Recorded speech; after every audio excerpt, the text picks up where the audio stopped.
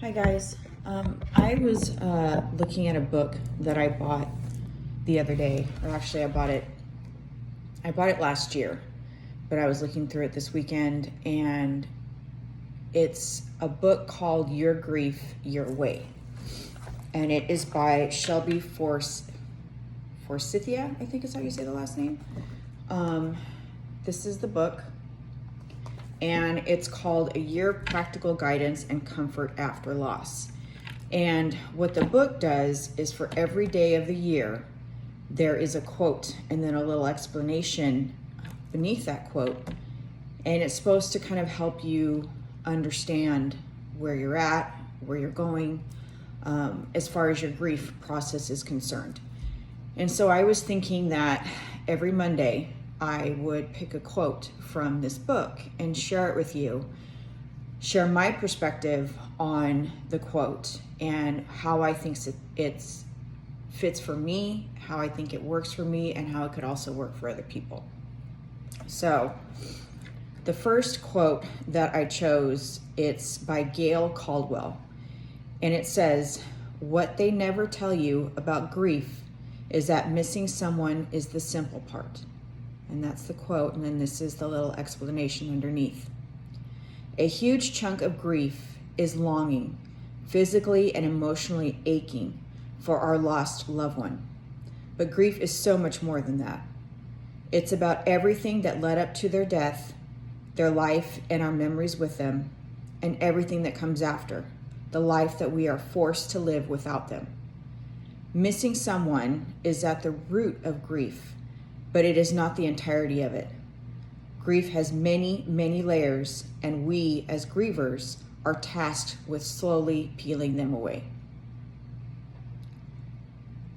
I really like this quote because it really defines what we have to do as grievers, that it's not an easy process. It's not something where you're just going to wake up one day and you're just going to automatically feel better and, just move on. There's no way you can do that. And for me, and I don't know why I do this, but I can't say, when I'm talking about my son, I always say that his passing, when we lost him, for some reason the word died, I can't say it. I can't say it when it's in context to my son. And I don't know if it seems harsher to me to use that word. And that's why I like passing and those terms when I'm speaking about him are easier to me, but I don't know if just that word, dead, dying, dead, I don't know. I just can't say it. I can't say it when it comes to him. And the quote talks about everything that led up to their death, their life, and our memories with them. It was a long time, and I still have a hard time with this. You start looking back at the pictures you took, the videos that you took when they were still here. And for a long time, I couldn't do that. I still have the text thread between me and my son on my phone. I still can't look at it. I can't read it, go through it. I think because it's just such a stark reminder that he's no longer here. It's a stark reminder of everything that happened before we lost him.